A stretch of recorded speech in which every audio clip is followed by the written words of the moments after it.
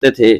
حضور سیدنا غوث اعظم کے صاحبزادے حضرت شیخ سید عبد الرحمن فرماتے ہیں کہ والد بزرگوار اپنے وعظ کے دوران الحمدللہ رب العالمین کہہ کر خاموش ہو جاتے اور دوبارہ کہہ کر سکوت فرماتے تھے، اور تیسری مرتبہ کہنے کے بعد کچھ دیر توقف فرماتے، اور آپ کی محفل میں تمام اولیاء حاضر و ناظر اور خاموش ہو جایا کرتے تھے۔ پھر آپ کی محفل میں اولیاء ملائکہ ایک کثیر تعداد میں آ جاتے جو محفل کے بعد نظر نہیں آیا کرتے تھے۔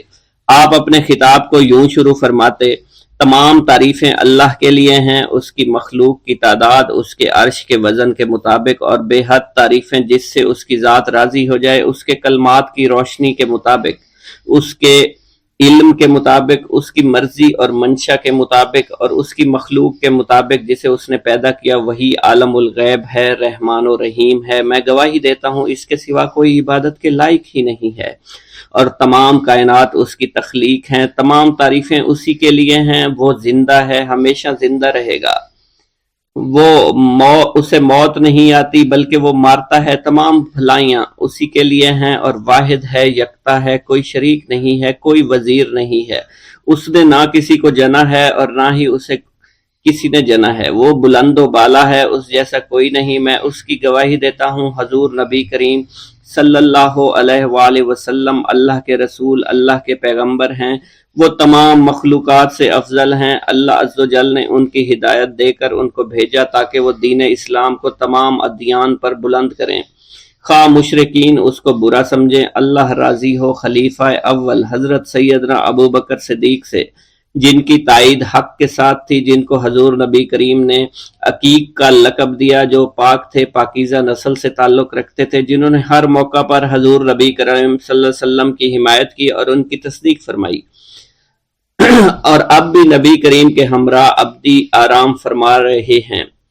اللہ راضی ہو خلیفہ دوم حضرت سیدنا عمر فاروق رضی اللہ تعالی عنہ سے، جنہوں نے عمل کثیر کیے، جنہوں نے حق کو بلند کیا، جنہوں نے فیصلے کے لیے جن کو منتخب کیا گیا، جنہوں نے ہمیشہ حق بات کا ساتھ دیا، اور وہ بھی حضور نبی کریم صلی اللہ علیہ وسلم کے ہمراہ ابدی آرام گاہ میں آج بھی موجود ہیں۔ اللہ راضی و خلیفہ سوم حضرت سیدنا عثمان غنی رضی اللہ تعالی عنہ سے، جنہوں نے اپنے مال سے مسلمانوں کی امداد کی، قرآن مجید کی ترتیب و اشاعت احسن طریقے سے فرمائی، جنہوں نے امامت اور قرت سے محراب کو، منبر کو مزین کیا، اور جو افضل الشہداء ہیں اور فرشتے بھی ان سے حیا کرتے ہیں۔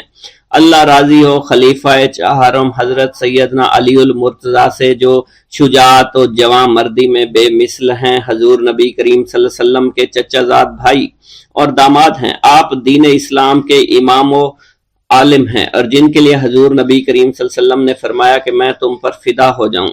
اللہ راضی ہو حسنین کریمین حضرت سیدنا امام حسن امام حسین سے، جن کی نیکیاں تا حشر قائم رہنے والی ہیں اور جن کے مراتب بے مثل ہیں۔ اللہ نے ان کے قلوب کو نیکیوں کی جانب مائل کیا۔ اے اللہ تو ہمارے رازوں اور دلی کیفیات سے واقف ہے، ہمیں ہر عمل کرنے اور برائی سے بچنے کی توفیق عطا فرما، اور ہمیں گناہوں کی لذت سے بچا، ہمیں اپنے ما سوا سے محفوظ رکھ، اور اپنی مشغولیت عطا فرما۔ بے شک اللہ کے سوا کوئی عبادت کے لائق نہیں، جو چاہتا ہے وہی ہوتا ہے، اور وہی قوی اور وہی عظیم ہے۔ اے اللہ ہمیں غفلت سے بچا اور ہمارے اوپر وہ بوجھ نہ ڈال جو تو نے پہلی امتوں پر ڈالا۔ اے ہمارے رب العالمین ہمیں معاف فرما اور ہماری مغفرت عطا فرما، کیونکہ تو ہی ہمارا رب ہے، تو ہی ہمارا مولا ہے، آمین۔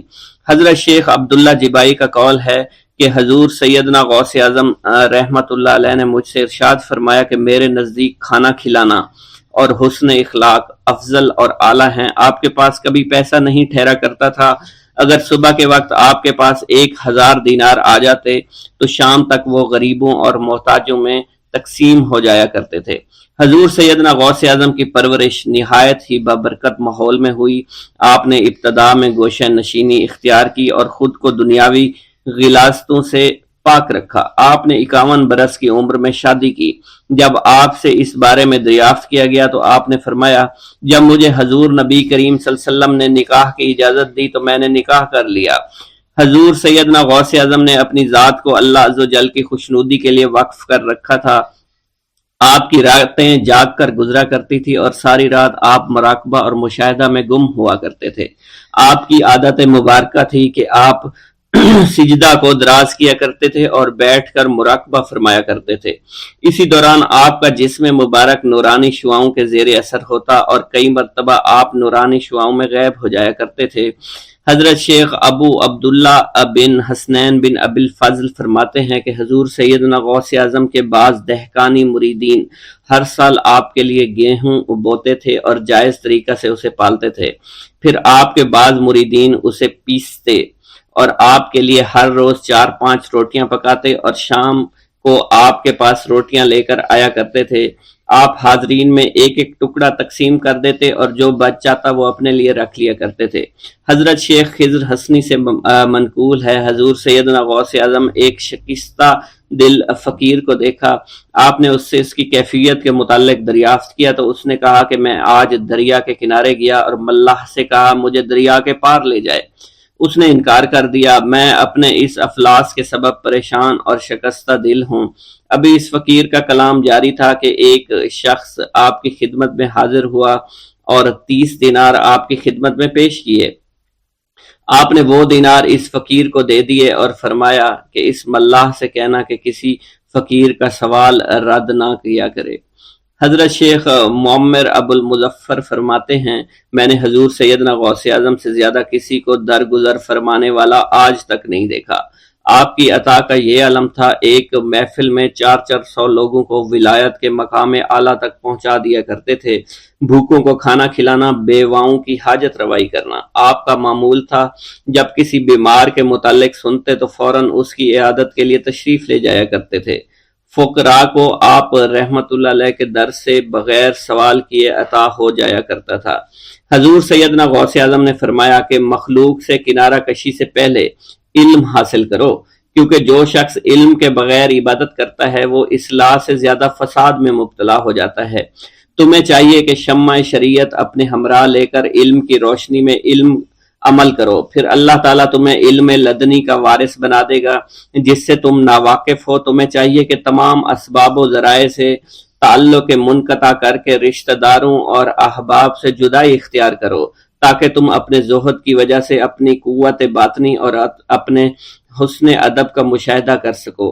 خدا کے علاوہ تمام عالم و اسباب سے اس خوف سے منقطع ہو جاؤ تاکہ تمہاری شمع معرفت نہ بجھ جائے، اور جب تم 40 دن اپنے رب کے لیے مخصوص کر دو گے تو تمہارے قلب سے حکمت کے چشمے جاری ہو جائیں گے اور تم معرفت الہی کی تپش کا مشاہدہ کرنے لگے گے جس کو حضرت موسیٰ علیہ السلام نے اپنے شجر قلب پر محسوس کیا تھا۔ اس کیفیت کے بعد تم اپنے نفس و خواہش، اپنے شیطان سے، اپنی طبیعت اور اپنے وجود سے کہو گے کہ ٹھہر جا، میں نے اس آگ کا مشاہدہ کر لیا ہے جو قلب موسیٰ علیہ السلام پر روشن ہوئی تھی۔ اس کے بعد تمہارے قلب میں باطن سے یہ آواز آنے لگے گی کہ میں ہی تمہارا رب ہوں، میری ہی عبادت کرو، میرے غیر کی اطاعت سے گریزاں ہو جاؤ، میرے سوا کسی سے تعلق مت رکھو، میری معرفت حاصل کر کے میرے غیر کو فراموش کرو، غیر سے اعراض کر کے میرے علم، میرے قرب، میرے ملک اور میری سلطنت کی جانب متوجہ رہو۔ جب تمہیں بقا الہی حاصل ہو جائے تو تمہاری زبان پر اندہ جاری ہو جائے گا اور تمام حجابات رفع ہو کر قلب سے کدورت زائل ہو جائے گی اور نفس کو مکمل سکون حاصل ہو جائے گا۔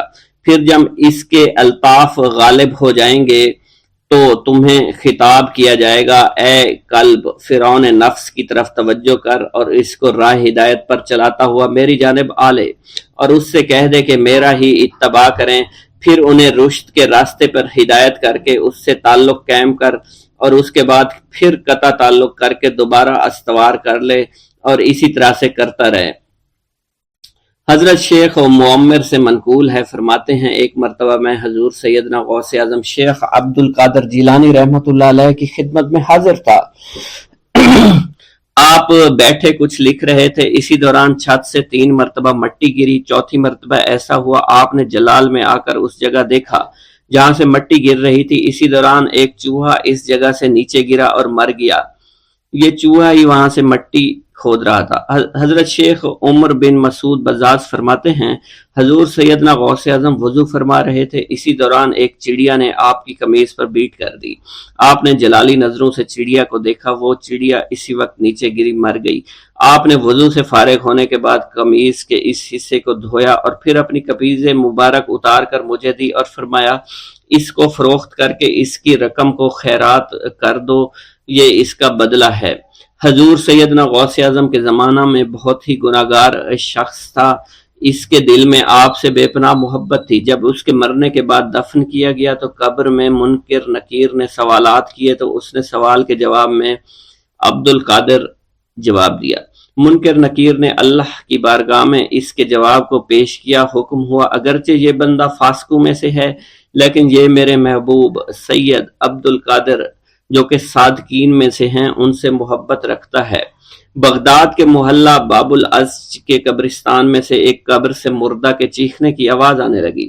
لوگوں نے حضور سیدنا غوث اعظم کی خدمت میں عرض ہو کر عرض کیا، آپ نے دریافت کیا کیا صاحب قبر نے مجھ سے خرقہ پہنا؟ لوگوں نے عرض کیا ہمیں اس کا علم نہیں۔ آپ نے دریافت کیا کیا یہ میری محفل میں کبھی شریک ہوا؟ ہمیں اس کا علم نہیں۔ آپ نے پھر دریافت کیا کیا کبھی میرے پیچھے نماز پڑھی؟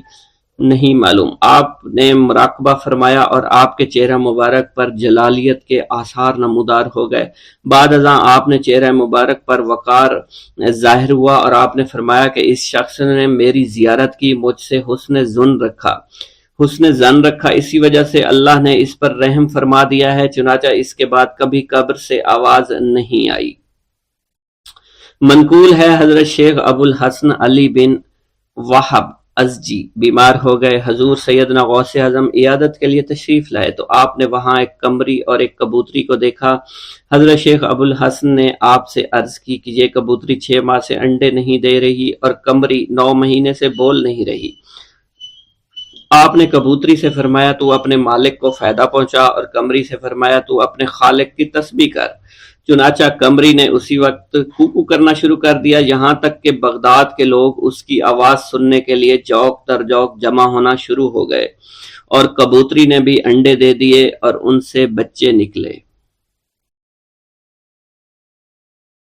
میرا یہ قدم تمام اولیاء کرام کی گردن پر ہے۔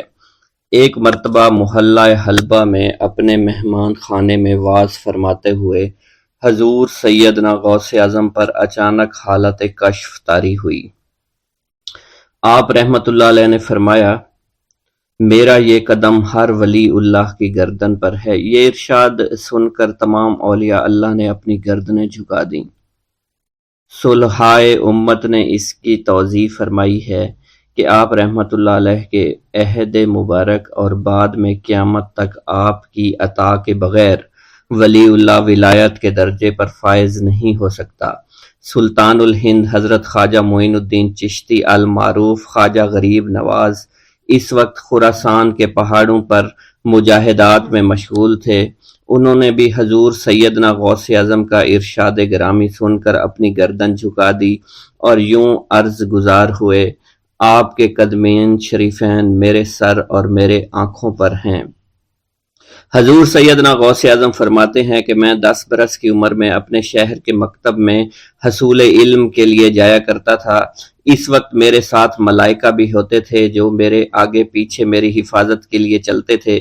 جب میں مدرسہ پہنچتا تو یہ منادی کرتے تھے اللہ کے ولی کے لیے جگہ خالی کر دو، چنانچہ وہ میرے لیے جگہ خالی کر دیتے تھے۔ ایک مرتبہ میں نے ایک ایسے شخص کو دیکھا جس نے فرشتوں کی آواز سن کر کہا جس میں کوئی مزاحمت نہ ہوگی کہ یہ ایک نہایت معزز گھرانے کا فرد ہے اور عن قریب اس کو وہ عظمت حاصل ہوگی جس میں کوئی مزاحمت نہ ہوگی اور اس کو ایسا قرب نصیب ہوگا کہ اس کو کوئی فریب نہ دے سکے گا۔ پھر 40 برس بعد میں نے اس شخص کو پہچانا، وہ شخص ابدالوں میں سے تھا۔ حضرت شیخ ابو سعود احمد بن بکر حریمی سے مروی ہے کہ حضور سیدنا غوث اعظم نے فرمایا کہ میں 55 سال تک تنہا عراق کے بیابانوں میں پھرتا رہا، میں لوگوں کو نہ جانتا، لوگ مجھے نہ جانتے۔ اسی دوران میرے پاس رجال الغیب اور جنات تشریف لاتے جنہیں میں طریقت اور اصول کی تعلیم دیتا تھا۔ ابتدا میں جب میں عراق میں داخل ہوا تو حضرت خضر میرے ہم سفر بنے اور بعد میں اس وقت ان کو پہچانتا نہ تھا، اور اس کے ساتھ میرا معاہدہ ہوا کہ میں ان کے کسی حکم کی خلاف ورزی نہیں کروں گا۔ ایک مرتبہ انہوں نے مجھے ایک جگہ بیٹھنے کا حکم دیا اور میں اس جگہ 3 سال تک بیٹھا رہا۔ سال میں ایک مرتبہ حضرت خضر میرے پاس تشریف لاتے، فرماتے کہ یہی تیرا مقام ہے جہاں تجھے پہنچایا گیا ہے۔ اس عرصہ کے دوران تمام نفسانی خواہشات مجھ پر انسانی شکل میں وارد ہوئیں، لیکن اللہ عز و جل نے مجھے ہر موقع پر استقامت عطا فرمائی اور مجھے ان خرافات سے بچائے رکھا۔ ابتدا میں میرا نفس مجاہدہ کا کوئی طریقہ اختیار کرتا تو میں اس پر قائم ہو جاتا اور کسی چیز کو قبول نہ کرتا تھا۔ ایک طویل مدت تک اپنا گلا گھونٹتے ہوئے میں مدائن کے جنگلوں میں مجاہدات میں مشغول رہا۔ حضور سیدنا غوث اعظم فرماتے ہیں کہ میں نے اپنے نفس کو مختلف مجاہدوں، مختلف ریاضتوں اور مختلف مشقتوں میں ڈالے رکھا۔ 1 سال تک میں گری ہوئی چیزیں اٹھا کر کھاتا رہا، دوسرے سال پانی پر گزارا کیا، اور تیسرے سال نہ میں نے کچھ کھایا، نہ پیا اور نہ ہی سویا۔ ایک مرتبہ شدید سردی کی وجہ سے میں ایوان کسرا کے کھنڈرات میں سویا تو رات بھر میں 40 مرتبہ طبیعت خراب ہوئی۔ حضور سیدنا غوث اعظم فرماتے ہیں ہر سال ایک بزرگ آتے اور وہ مجھے جبہ دے کر چلے جاتے۔ اسی طرح میں نے بے شمار طریقوں سے دنیا اور نفس سے چھٹکارا پانے کی کوشش کی۔ لوگ مجھے دیوانہ سمجھتے تھے۔ میں برہنہ جسم جنگلوں میں چلا جاتا اور کانٹوں پر لوٹتا شور مچاتا تھا۔ میرا تمام بدن سے خون جاری ہو جایا کرتا تھا اور لوگ مجھے اٹھا کر شفا خانے لے جایا کرتے، جہاں میری حالت مزید بگڑ جاتی۔ ایک وقت ایسا بھی آیا جب مجھ میں اور مردہ میں کوئی فرق نہ تھا۔ لوگ کفن لے کر آئے، غسال کو بلوایا کہ وہ مجھے غسل دے دیں۔ ابھی انہوں نے مجھے غسل دینے کے لیے تختہ پر ڈالا ہی تھا کہ میری حالت درست ہو گئی۔ میں اٹھ کھڑا ہوا۔ طریقت کی ان پرخطر راہوں میں نہ تو میں کبھی خوف زدہ ہوا اور نہ کبھی میرا نفس مجھ پر غلبہ پا سکا، اور نہ ہی دنیا کی آرائش مجھے حیران کر سکی۔ حضور سیدنا غوث اعظم فرماتے ہیں شیطان نے میرے گرد بے شمار جال بچھائے۔ جب میں نے اس سے کہا کہ یہ کیا ہے تو اس نے کہا یہ دنیاوی چیزیں ہیں اور میں ان جالوں سے تم جیسوں کو شکار کرتا ہوں۔ میں نے 1 سال تک شیطان کا مقابلہ کیا، اس کے بچھائے ہوئے تمام جالوں کو ختم کر دیا۔ اس کے بعد میرے سینے کو کھول دیا گیا اور مجھ پر بے شمار خلائق ظاہر ہوئے۔ حضور سیدنا غوث اعظم فرماتے ہیں میں نے دریافت کیا کہ یہ علائق کیسے ہیں؟ جواب ملا کہ یہ خلق کے اسباب ہیں جو تم سے ملے ہوئے ہیں۔ میں سال بھر ان کی جانب متوجہ رہا، یہاں تک کہ وہ مجھ سے جدا ہو گئے۔ جب مجھ پر میرا باطن ظاہر کیا گیا تو میں نے اپنے قلب کو بہت سے علائق سے ملوث پایا۔ میں نے دریافت کیا کہ یہ علائق کیا ہیں؟ جواب ملا یہ تمہارے ارادے، تمہارے اختیارات ہیں۔ چنانچہ 1 سال تک ان کی جانب متوجہ رہا کہ وہ مجھ سے دور ہو گئے۔ میرا قلب ان تمام غلاظتوں سے نجات پا گیا۔ پھر مجھ پر میرے نفس کو ظاہر کیا گیا۔ میں نے اس کا مشاہدہ کیا، مجھے معلوم ہوا اس کے ساتھ کچھ امراض اور بھی ہیں اور نفس کی خواہشات زندہ ہیں۔ نفس کا شیطان سرکش ہے۔ چنانچہ میں نے سال بھر پھر توجہ دلائی اور میرے نفس کے تمام امراض سرے سے ہی ختم ہو گئے اور اس کے شیطان نے کلمہ پڑھ لیا اور پھر میرے تمام امور اللہ کے لیے ہو گئے اور میں اپنی ہستی سے باہر نکل آیا۔ حضور سیدنا غوث اعظم فرماتے ہیں پھر میں توکل کے دروازے پر آیا تاکہ میرا مقصد پورا ہو، لیکن جب میں نے توکل کے دروازے پر پہنچا تو بے شمار لوگ موجود تھے۔ میں اس ہجوم کو چیرتا ہوا آگے بڑھا اور شکر کے دروازے پر پہنچ گیا۔ یہاں پر بھی لوگوں کا جمع غفیر موجود تھا، اسے بھی چیرتا ہوا آگے بڑھا اور مشاہدہ کے دروازے پر پہنچ گیا اور یہاں پر موجود ہجوم کو چیرتا ہوا اندر داخل ہوا، حتیٰ کہ سب سے آخر میں مجھے فقر کے دروازے پر لایا گیا۔ فقر کا دروازہ خالی تھا۔ جب اس دروازہ میں داخل ہوا تو دیکھا جن جن چیزوں کو میں نے ترک کیا تھا وہ سب یہاں موجود تھیں۔ یہاں مجھے ایک بہت بڑے روحانی خزانے کی فتوحات سے نوازا گیا اور میرے لیے تمام دنیا کے خزانے کھول دیے گئے۔ مجھے روحانی عزت، دائمی فنا اور خالص آزادی عطا فرمائی گئی۔ میری تمام چیزیں جو میری ہستی اور میری صفات سب معدوم ہو گئیں اور میری ہستی کی جگہ کسی اور نے لے لی۔ حضرت شیخ ابو سعید مخزومی نے حضور سیدنا غوث اعظم کو خرقہ خلافت سے نوازا اور فرمایا اے عبد القادر، یہ وہ خرقہ ہے جو حضور نبی کریم صلی اللہ علیہ وسلم نے حضرت سیدنا علی المرتضیٰ کو عطا فرمایا، اور حضرت سیدنا علی المرتضیٰ نے یہ خرقہ حضرت خواجہ حسن بصری کو عطا فرمایا تھا، جس سے ہوتا ہوا یہ خرقہ مجھ تک پہنچا، اور یہ تمہاری امانت تھی جو میں نے تم تک آج پہنچا دی ہے۔ حضور سیدنا غوث اعظم نے جب خرقہ مبارک کو زیب تن کیا تو آپ پر بے شمار انوار و تجلیات کی بارش ہونا شروع ہو گئی۔ حضور سیدنا غوث اعظم نے حضرت شیخ ابو سعید مخزومی کے مدرسہ میں تدریسی فرائض سر انجام دینا شروع کر دیے۔ آپ کے لیے فی الحال تدریسی مصروفیات کے علاوہ کوئی کام نہ تھا۔ آپ کی شبانہ روز کی محنت سے آپ کے نام کا شہرہ کچھ ہی دنوں میں سارے بغداد میں پھیل گیا۔ طلبہ دور دراز کے علاقوں سے علم کے حصول کے لیے آنے لگے۔ طلبہ کی تعداد جب مزید بڑھنا شروع ہو گئی تو ارد گرد کے کئی مکانات کو خرید کر مدرسہ میں داخل کر لیا گیا۔ کتب سیر میں منقول ہے کہ 528 ہجری میں آپ مدرسہ نظامیہ کی وسیع عمارت تعمیر فرما چکے تھے۔ اس مدرسہ کی تعمیر میں آپ نے بحیثیت مزدور بھی حصہ لیا تھا۔ حضرت شیخ ابو الخشاب سے مروی ہے کہ میں جوانی میں جب علم نحو پڑھ رہا تھا تو لوگوں نے مجھے حضور سیدنا غوث اعظم کے پاس جانے کا مشورہ دیا، اور اس کی وجہ سے مجھے بھی اشتیاق ہوا کہ میں آپ کا واز سنوں۔ ایک مرتبہ کچھ لوگوں کے ہمراہ آپ کی مجلس میں دوستوں کے ہمراہ حاضر ہوا۔ آپ نے میری جانب توجہ کرتے ہوئے فرمایا، ہماری صحبت اختیار کر لو۔ چنانچہ میں نے آپ کے فرمان کے مطابق آپ کی صحبت کو اختیار کر لیا۔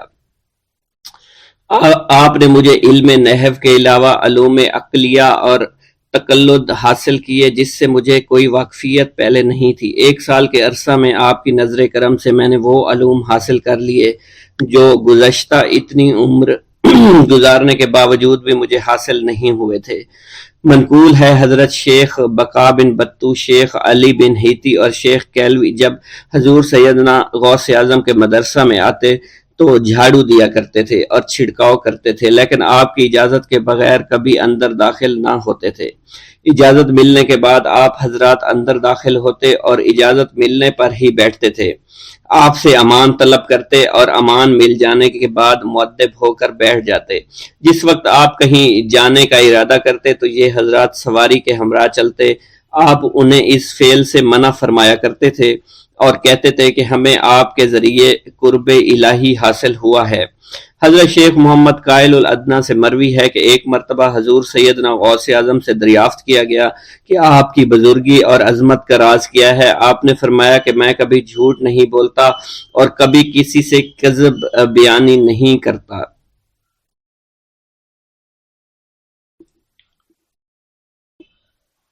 ایک گاؤں کے بارے میں کہا جاتا تھا کہ جہاں قدرت کی بے پناہ نعمتیں تھیں، اللہ پاک نے وہاں کے لوگوں کو مالا مال کیا ہوا تھا۔ ایسی نعمتیں کہ جن نعمتوں کو دیکھ کر انسان اکثر مغرور ہو جایا کرتے ہیں، مگر وہاں پر کچھ مسلمان تھے، اور سب سے بڑی اور بری بات یہ تھی کہ وہاں کے تمام لوگ کافر تھے۔ وہ کفار اپنی دولت پر بہت فخر کیا کرتے تھے، کیونکہ ان میں ہر ایک انسان بہت دولت مند تھا۔ ہر ایک کے پاس بے بہا پیسے تھے، کسی کو پیسوں کی کمی نہیں تھی۔ وہاں کے سردار کی ایک اکلوتی بیٹی تھی جس کو سردار بے پناہ پیار کرتا تھا۔ اس سردار کی بیٹی بے پناہ مغرور، ظالم، گھمنڈی تھی۔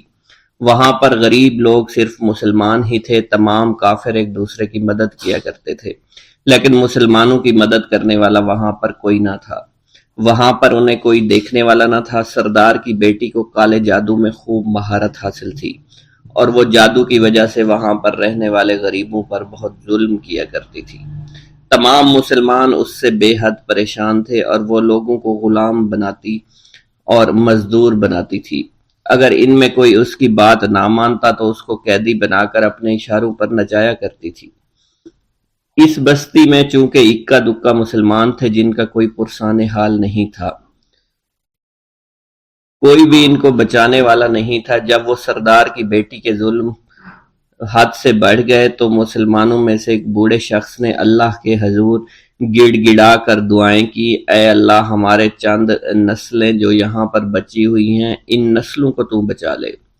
یہ سردار کی بیٹی جس نے ہمارا جینا دشوار کر رکھا ہے، یہاں کوئی بھی انسان ہمارا حال نہیں پوچھتا، اور نہ ہی ہمارے پاس مال و دولت ہے اور نہ ہی ہمارے پاس جسمانی طاقت بچی ہے۔ یا اللہ ہمارے لیے کوئی ایسا بندہ بھیج جو نہ صرف طاقتور ہو بلکہ اس جادوگرنی یعنی سردار کی بیٹی کو بھی ہرا سکے۔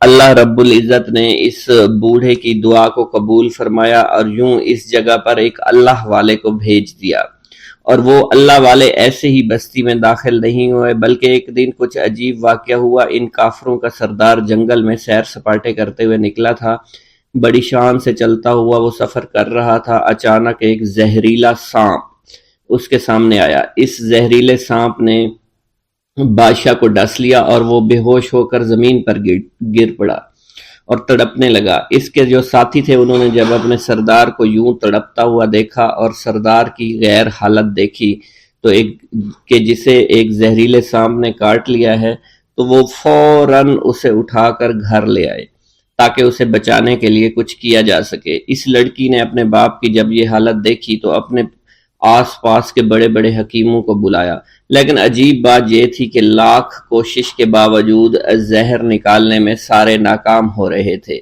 اور زہر تیزی کے ساتھ اس کے جسم میں پھیلتا چلا جا رہا تھا۔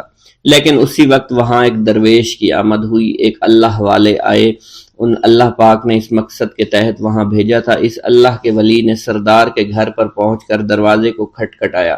نوکروں نے پوچھا کون ہو، کس سے ملنا ہے؟ اس نے کہا میں نے سنا ہے کہ یہاں کے سردار کو سانپ نے ڈس لیا ہے۔ نوکر کہنے لگے کہ تمہیں کیسے پتا چلا کہ یہاں کے سردار کو سانپ نے ڈس لیا ہے؟ تم تو ہمیں اجنبی لگتے ہو، ہم نے تمہیں آج تک یہاں نہیں دیکھا ہے۔ اس نے کہا میں مسافر ہوں اور مجھے خبر ملی ہے کہ یہاں کے سردار کو ایک زہریلے سانپ نے ڈس لیا ہے اور کوئی بھی اس کا علاج نہیں کر پا رہا۔ نوکروں نے کہا تم کون ہو؟ اللہ والے نے کہا میں حکیم ہوں اور میں ان کے علاج کی غرض سے یہاں آیا ہوں۔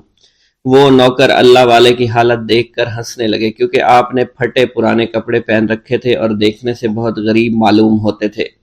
وہ نوکر کہنے لگے کہ اتنے بڑے سردار کا علاج کرو گے؟ ارے یہاں تو اس کے پاس بڑے بڑے حکیم بلائے گئے ہیں، ہمارے سردار کے پاس پیسوں کی کوئی کمی نہیں ہے، اور وہ تم جیسے غریب سے بھلا کیوں علاج کروائیں گے؟ درویش نے کہا اگر تم چاہتے ہو تمہارے سردار کی جان بچ جائے پھر مجھے اندر جانے دو۔ غلام کہنے لگا ٹھیک ہے ہم اندر جا کر اجازت لے کر آتے ہیں۔ نوکر اندر گئے، سردار کی بیٹی سے کہا ایک غریب آیا ہے، کپڑوں سے فقیر معلوم ہوتا ہے لیکن کہتا ہے میں سردار کا علاج کر سکتا ہوں اور میں سردار کا علاج کروں گا۔ جو زہر تیزی کے ساتھ جسم میں پھیل رہا ہے میں اس کو باہر نکال پھینک کروں گا۔ اس کی بیٹی کہنے لگی ٹھیک ہے بلا لو۔ جب وہ اللہ والے اس کے گھر کے اندر گئے تو دیکھا سردار تڑپ رہا تھا، ٹانگ کو بار بار بستر پر پٹخ رہا تھا۔ اللہ والے نے اس کے پیر کی طرف دیکھا جہاں سانپ نے اس کو کاٹا تھا، اسی جگہ اللہ والے نے تھوک دیا، فوراً وہاں سے بھاگ گئے۔ اس کے سارے سپاہی اس کی بیٹی دیکھ کر حیران رہ گئے کہ یہ بھلا کون سا دیوانہ ہے، کمرے میں آیا علاج کی بجائے اسی جگہ پر تھوک دیا جہاں صرف کاٹا تھا اور بھاگ بھی گیا، اس کو کوئی گرفتار نہیں کر سکا۔ سردار کی بیٹی غصے میں تل ملا اٹھی کہ اس نے جو گستاخی کی ہے اس کی کوئی بات نہیں، تھوک کو میں صاف کروا دوں گی مگر اس کو تو میں ابھی گرفتار کرواتی ہوں۔ اور اس نے اپنے سردار کے ایک نوکر سے کہا کہ اس تھوک کو صاف کرو۔ اس نوکر نے تھوک کو صاف کرنے کی بجائے اس کو اچھی طرح سے ٹانگ پر مل دیا۔ لڑکی نے کہا کیا کر رہے ہو؟ اس فقیر نے میرے باپ کی ٹانگ پر تھوک دیا، اب اس تھوک کو تم مل رہے ہو؟ حکیم نے اپنے ہاتھ کے اشارے سے سردار کے بیٹے کو روک دیا۔ جیسے اس تھوک کو سردار کی ٹانگ پر ملا گیا فوراً سارا زہر ختم ہو گیا۔ جو ٹانگ کٹنے کے قابل تھی وہ ٹانگ بالکل ٹھیک ہو چکی تھی، جو نیلی پڑ چکی تھی اب اصلی حالت میں آہستہ آہستہ واپس آ رہی تھی۔ اور جب وہ قبیلے کا سردار بالکل ٹھیک ہو گیا، ہوش میں آ گیا تو حیران رہ گیا۔ اسے بتایا کہ فقیر بابا کے تھوک کی وجہ سے آپ ٹھیک ہوئے ہیں۔ اس نے کہا وہ بزرگ تو ہمارے لیے مسیحا ہے، تم لوگوں نے انہیں جانے کیوں دیا؟ انہیں میرے پاس لے کر آؤ، انہوں نے ہم پر بہت بڑا احسان کیا ہے، ہم اس کے احسان کا بدلہ ضرور چکائیں گے۔ اس کی بیٹی جو خاموشی سے باپ کو دیکھ رہی تھی اس نے کچھ بھی نہ کہا۔ گاؤں کے سردار کے کہنے پر سارے سپاہی اللہ والے کو ڈھونڈنے کے لیے نکل گئے۔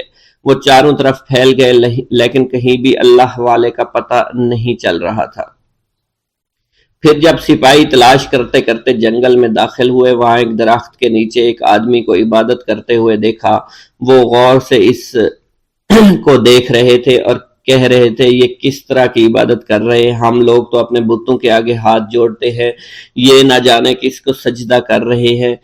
خیر، عبادت کے فوراً بعد اللہ والے کو پکڑ لیا، گاؤں کے سردار کے سامنے پیش کیا۔ وہ کہنے لگا، آپ کون ہیں اور کہاں سے آئے ہیں؟ سب سے پہلے تو میں گستاخی کی معافی چاہتا ہوں، میرے لوگوں نے آپ کے ساتھ بڑی بدتمیزی کی، لیکن آپ کی وجہ سے آج میں زندہ ہوں۔ ہم گناہ گاروں کی وجہ سے آپ جیسے لوگوں کو بہت تکلیف ہوئی ہے، اس لیے میں معذرت چاہتا ہوں۔ آپ سے درخواست کرتا ہوں کہ آپ میری طرف سے یہ قیمتی لباس یعنی کپڑے اور عربی گھوڑا قبول کیجئے۔ اللہ والوں نے اس کی طرف مسکرا کر دیکھا اور کہا، یہ گھوڑا، یہ لباس بہت قیمتی ہے، مگر یہ لباس پہن کر اس گھوڑے کے لیے گھاس کاٹوں گا تو کیا اچھا لگوں گا؟ سردار نے کہا، فکر نہ کریں، گھوڑے کے ساتھ ساتھ ہم آپ کو نوکر بھی دیں گے۔ اللہ والے نے کہا کہ اتنی مال و دولت اور نوکروں کے ساتھ میں اکیلا رہوں گا؟ گاؤں کا سردار بولا، حضور آپ کی یہ بات سن کر میں سوچ میں گم ہو گیا ہوں، لیکن یہ میری بیٹی آپ کے سامنے حاضر ہے۔ بیٹی حیرت سے اپنے باپ کو دیکھ رہی تھی کہ میرا باپ اب کیا کہنے والا ہے۔ سردار نے کہا، میری بیٹی جسے آپ نے دیکھ لیا ہے، اس کی شادی میں آپ سے کر دوں گا، مگر ایک شرط ہے کہ آپ کو اپنے مذہب کو چھوڑنا پڑے گا۔ میرے سپاہیوں نے آپ کو عبادت کرتے ہوئے دیکھا ہے، جہاں تک ہمارے معمولات ہیں ہم بتوں کے آگے سجدہ کرتے ہیں اور ان کی عبادت کرتے ہیں، اور آپ جس کے آگے سجدہ کرتے ہیں وہ اللہ ہے، یعنی آپ مسلمان ہیں، اس لیے آپ کو اپنا مذہب چھوڑنا پڑے گا۔ کیا آپ ایسا کر سکتے ہیں؟ اللہ والے نے کہا کہ مجھے ایک بات بتائیے، آپ سب کچھ دیکھ رہے ہیں، آپ نے مجھے یہ بھی دعا دی کہ میری اولادیں ہوں اور آپ کی نسل آپ کی بیٹی سے چلے گی۔ مجھے ایک بات بتائیں، اگر ان بچوں میں سے کسی بچے کو خدا نہ خواستہ کچھ ہو گیا تو کس کو رونا پڑے گا؟ سردار نے جواب دیا، اگر خدا نہ خواستہ کچھ ایسا ہوا تو رونا مجھ کو ہی پڑے گا۔ اللہ والا نے مسکرا کر کہا، اگر یہ سارا مال لے کر مجھے رونا ہی پڑا تو آپ اپنا گھوڑا، اپنی دولت، اپنی بیٹی، ہر چیز اپنے پاس رکھ لو۔ میں خوش ہوں، میں مسلمان ہوں، میں ٹھیک ہوں۔ اگر یہ تمام چیزیں لے کر مجھے اپنا محلہ چھوڑنا پڑے تو میں اپنی جان دے کر بھی اپنے مذہب کو نہیں چھوڑوں گا۔ جس طرح آپ نے مجھے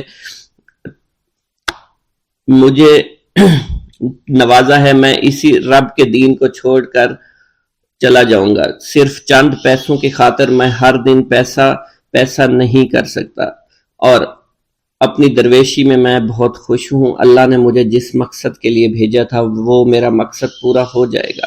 گاؤں کے سردار نے پوچھا، یہ کہہ کر وہ اللہ والے جانے لگے تو سردار نے درویش کو رک جانے کا کہا اور کہنے لگے، میں نے مال دے کر تمہیں آزمایا اور تمہیں پرکھا، لیکن تم اپنے مذہب کو چھوڑنے پر راضی نہیں ہو۔ اگر تم یہی سب کرنے آئے تھے تو تمہیں اس بات کا ڈر نہیں؟ کیا تم نہیں جانتے ہم کتنے طاقتور ہیں، اور میری بیٹی اپنے عمل میں اتنی ماہر ہے کہ تمہیں یہاں کھڑے کھڑے ابھی جنگلی جانور بنا سکتی ہے۔ اللہ والے نے کہا کہ اس نے جنگلی جانور کمزور لوگوں کو بنایا ہوگا، یہ مجھے جانور بنا کر تو دکھائے۔ اس سے پہلے کہ گاؤں کا سردار اپنی بیٹی سے کچھ کہتا کہ اس پر وار کرو، اللہ والے نے جادوگرنی پر ایسی پھونک ماری کہ وہ اسی وقت ایک بہت بڑی چھپکلی بن گئی۔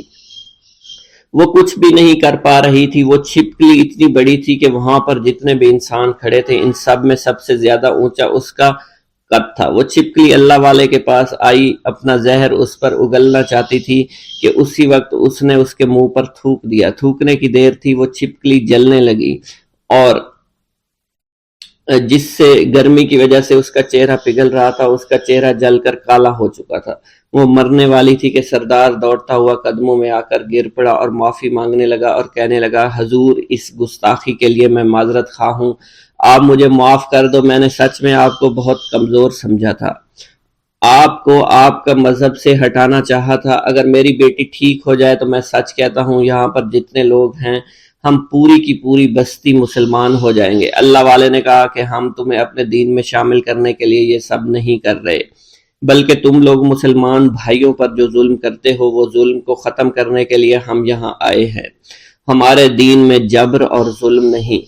اگر تمہارے بیٹی سے انسان بن کر سدھر جاتی ہے تو اس کو اس کی اصلی حالت میں لانے کے لیے میں خود کو اللہ کی بارگاہ میں پیش کروں گا اور دعا کروں گا۔ سردار کہنے لگا کہ ہاں میری بیٹی اصلی حالت میں اگر آ جائے تو پھر ہم کسی پر ظلم و ستم نہیں کریں گے، اور میں دل سے اپنی بیٹی کے لیے معافی چاہتا ہوں۔ آج سے یہ کوئی بھی جادو ٹونا اور مسلمانوں کو تنگ نہیں کرے گی، اور نہ ہی کسی مسلمان پر یہ ظلم اور جبر کرے گی۔ بس آپ اسے دوبارہ سے انسان بنا دے۔ اللہ والا نے چھپکلی پر دوبارہ سے پھونک ماری تو پھر سے انسان بن گئی، اور اللہ والے کے قدموں سے وہ لپٹ گئی۔ کہنے لگی مجھے معاف کر دیجئے، مجھے معاف کر دیجئے، میں نے اپنے آپ کو بہت طاقتور سمجھا۔ اس لڑکی کا آدھا چہرہ جل چکا تھا اور کالا ہو چکا تھا۔ وہ کہنے لگی کہ آج اپنے باپ کے ساتھ میں آپ کے دست مبارک پر مسلمان ہونا چاہتی ہوں۔ میں وعدہ کرتی ہوں کہ آج سے اس بستی پر کوئی بھی کافر کسی مسلمان کے ساتھ بدتمیزی نہیں کرے گا، زیادتی نہیں کرے گا، ظلم اور جبر نہیں کرے گا، بلکہ ہم سب یہاں مل جل کر رہیں گے اور بھائی چارے کے ساتھ رہیں گے۔ ہم سب مسلمان ہو جائیں گے، اور پھر یوں اللہ والے کے ہاتھوں پوری بستی کا سردار اور اس کی بیٹی نے اسلام قبول کر لیا، اور سردار نے اللہ والے سے اپنی بیٹی کا نکاح کر دیا، اور پھر اس بستی میں ہمیشہ کے لیے امن و امان قائم ہو گیا۔ بسم اللہ الرحمن الرحیم۔ السلام علیکم۔ حضور سیدنا غوث اعظم فرماتے ہیں، میں 10 برس کی عمر میں اپنے شہر کے مکتب میں حصول علم کے لیے جایا کرتا تھا۔ اس وقت میرے ساتھ ملائکہ بھی ہوتے تھے جو میرے آگے پیچھے میری حفاظت کی غرض سے چلتے تھے۔ جب میں مدرسہ پہنچتا تھا تو وہ بار بار منادی کرتے تھے، اللہ کے ولی کے لیے جگہ خالی کر دو۔ چنانچہ وہ میرے لیے جگہ خالی کر دیتے تھے۔ ایک مرتبہ میں نے ایک ایسے شخص کو دیکھا جس نے فرشتوں کی آواز سن کر کہا کہ یہ نہایت معزز گھرانے کا فرد ہے، اور عن قریب اس کو وہ عظمت اور بزرگی حاصل ہوگی جس میں کوئی مزاحمت نہ ہوگی۔ اس کو ایسا قرب نصیب ہوگا کہ اس کو کوئی فریب نہ دے سکے گا۔ پھر 40 برس بعد میں نے اس شخص کو پہچانا۔ وہ شخص ابدالوں میں سے تھا۔ حضرت شیخ ابو سعود احمد بن ابی بکر سے مروی ہے، حضور سیدنا غوث اعظم نے فرمایا، میں 25 سال تک تنہا عراق کے بیابانوں میں پھرتا رہا۔ میں لوگوں کو نہ جانتا تھا، لوگ مجھے نہیں جانتے تھے۔ اسی دوران میرے پاس رجال الغیب اور جنات تشریف لائے جنہیں میں طریقت اور رسول اللہ کی تعلیم دیا کرتا تھا۔ ابتدا میں جب میں عراق میں داخل ہوا تو حضرت خضر میرے ہم سفر تھے اور میں انہیں اس وقت سے پہچانتا نہیں تھا۔ ان کے ساتھ میرا معاہدہ ہوا کہ میں ان کے کسی حکم کی خلاف ورزی نہیں کروں گا۔ ایک مرتبہ انہوں نے مجھے ایک جگہ بیٹھنے کا حکم دیا، میں اسی جگہ 3 سال بیٹھا رہا۔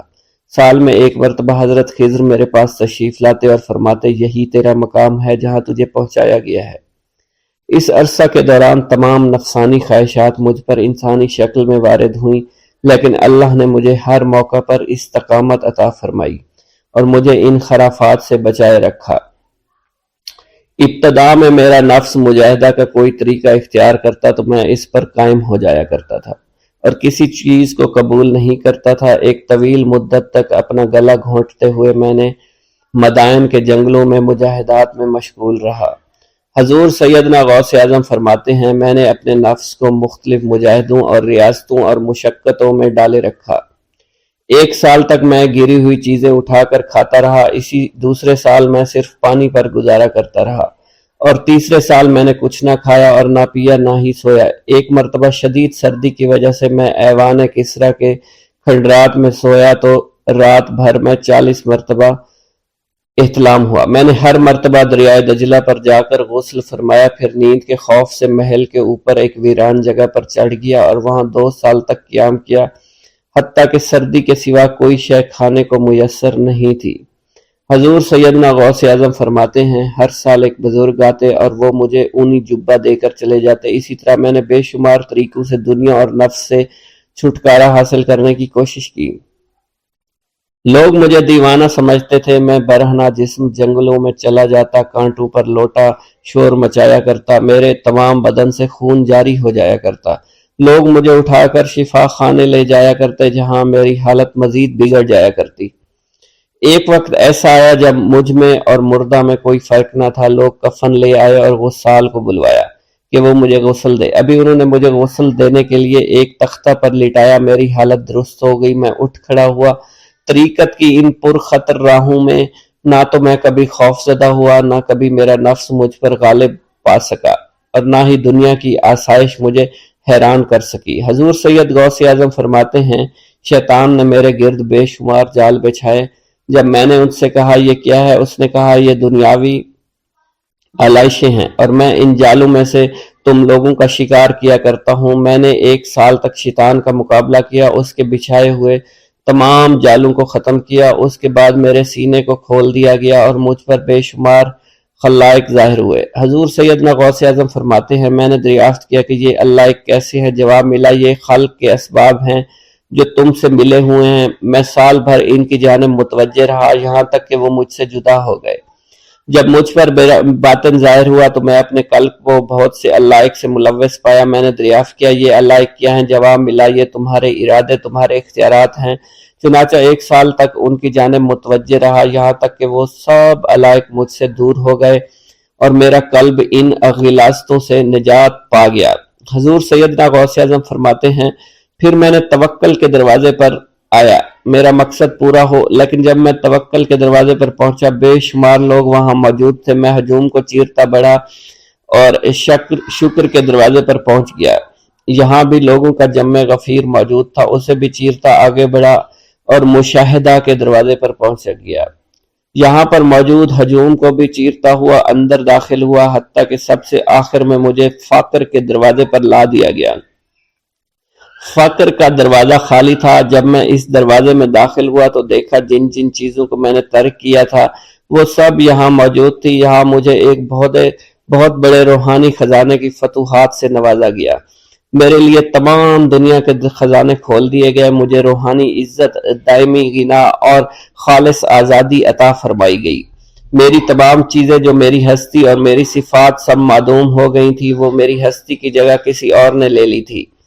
हजरत शेख अबू सईद मखजूमी ने हजूर सैयदना गौसे आजम को खिरका खिलाफत से नवाजा और फरमाया, ए अब्दुल कादिर, ये वो खिरका है जो हजूर नबी करीम सल्लल्लाहु अलैहि वसल्लम ने सैयदना अलीउल मुर्तज़ा को अता फरमाया। सैयदना अलीउल मुर्तज़ा ने ये खिरका ख्वाजा हसन बसरी को अता फरमाया, जिससे होता हुआ ये मुझ तक पहुंचा, और ये तुम्हारी अमानत थी जो मैंने तुम तक पहुंचा दी। हजूर सैयदना गौसे आजम ने जब खिरका मुबारक को ज़ेब तन किया तो आप पर बेशुमार अनवार व तजल्लियात की बारिश होना शुरू हो गई।